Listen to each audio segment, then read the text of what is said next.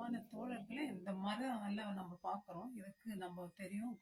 குளிர்காலம், வெயில் காலம், இலையுதிர் காலம் அன்ட்டு நெறைய காலங்கள் இருக்கு. அதே மாதிரிங்க நமக்கும் வாழ்க்கையில நெறைய காலங்கள் இருக்கு. அ ஒ சில பேர் நேசிக்க ஒரு காலம், வெறுக்க ஒரு காலம், கட்ட ஒரு காலம், இடிக்க ஒரு காலம், பிறக்க ஒரு காலம், இறக்க ஒரு காலம். சாலமன் நெறைய காலங்கள சொல்றார். சேகரிக்க ஒரு காலம், எல்லாத்தையும் லாஸ்ல விடுறதுக்கு ஒரு காலம். இதெல்லாம் இருக்கு. அதே மாரி தான் இஸ்ரவேல் ஜனங்க ஆண்டவர பார்த்து என்னன்றாங்க, சீயோன், "ஆண்டவர் என்ன மறந்துட்டாரு, ஆண்டவர் என்ன கைவிட்டாரு" அப்படின்னு சொல்றாங்களாம். ஆண்டவர் நல்லா இருக்கும்போது, நல்லா குடுக்கும்போது, நல்லா குடுத்தாரு, நல்லா ஆசீர்வதிங்க எல்லாம் சொல்றோம். ஆனா ஆண்டவர் மறந்து போகும்போது, நம்ம ஒண்ணும் செய்யாதப்போ ஆண்டவர் மறந்துட்டாருன்னு நம்ம சொல்றோம். நம்மளும் அதே கதை தான் இஸ்ரவேல் ஜனங்கள போல. இஸ்ரவேல் ஜனங்கள பாபிலோனியர்கள் வந்து சிறைப்பிடிச்சுட்டு போறாங்க. எருசலேம நாஸ்தி பண்ணிட்டு. அப்போ அவங்க வந்து ஆண்டவருக்கு முகத்த காமிக்கலையாம். முதுக காமிக்கிறாங்க. எவ்வளோ கொடுமையான செயல் அது.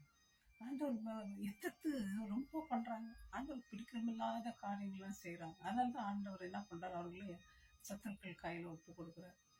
அதுக்கு இயேசுநாதர் என்ன பதில் சொல்றாரு தெரியுங்களா?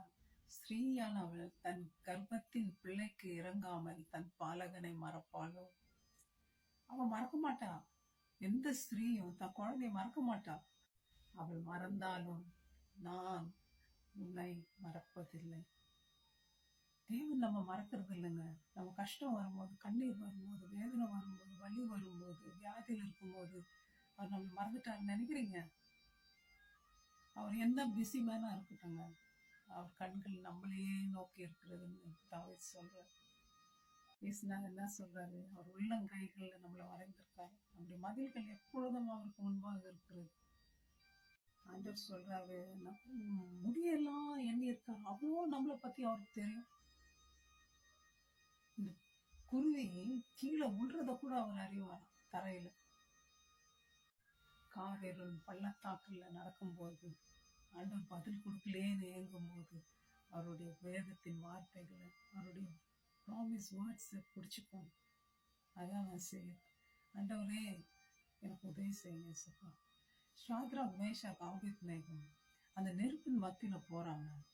இயேசுநாதர் வெளியே இருந்து, ஏன்பா உன்னை காப்பாத்துற அங்கேயே இருந்து ஏதாவது சொன்னாரா? காப்பாத்தினாரா? அப்படி இல்லை. நெருப்பு இருக்கா, நானும் வரேன் உங்களோட நெருப்புல. இல்லை, உள்ள போனார். நம்ம கஷ்டத்துல அவர் வெளியே இருந்து வேடிக்கை பார்க்கிற தேவன் நம்முடைய தேவன் இல்லைங்க. நம்மளோட கஷ்டத்தின் மத்தியில உலாவுகிற தேவன் அவர். ஒரு தாய் தேற்றுவது போல ஒண்ணு தேற்றுன்றார். தகப்பனை போல நம்மளை பாதுகாக்கிறார். அதுக்கு மேலா நம்மளுக்கு கவனிக்கிற தாய் தகப்பெல்லாம் கம்மிங்க. எனக்கு தெரிஞ்ச வரைக்கும் அதுக்கு மேல ஆண்டவருடைய அன்பு. அதுக்கு அந்த அன்புக்கு எந்த இதுவுமே ஈக்குவல் ஆகாது இந்த உலகத்துல. நம்ம மறக்காத அன்பு. உலகத்துல எதுவுமே அவரை வந்து நம்மளை பிரிக்க முடியாது. அவர் நம்ம மறக்கிறது இல்லை. நான் உன்னை மறப்பதில்லை, கைவிடுவதும் இல்லைன்னு சொல்றாரு ஆண்டவர். ரோமர்ல பால் சொல்றாரு, மரணமானாலும் ஜீவனானாலும், தெய்வ தூதர்களானாலும், அதிகாரங்களானாலும், வல்லமைகளானாலும், நிகழ்காரியங்களானாலும், வருங்காரியங்களானாலும், உயர்வானாலும் தாழ்வானாலும், வேற எந்த சிருஷ்டியானாலும் தேவனுடைய அன்பிலிருந்து நம்ம எதுவும் பிரிக்க முடியாது. அவர் நம்ம மேல நினைவா இருக்கிறார். ஆகவே சந்தோஷமா இருங்க, கவலைப்படாதீங்க. ஆண்டவர் மறந்துட்டாரு, அவர் விட்டு நான் ஓடிட்டு போறேன் அந்த முடிவுக்கு வராதிங்க.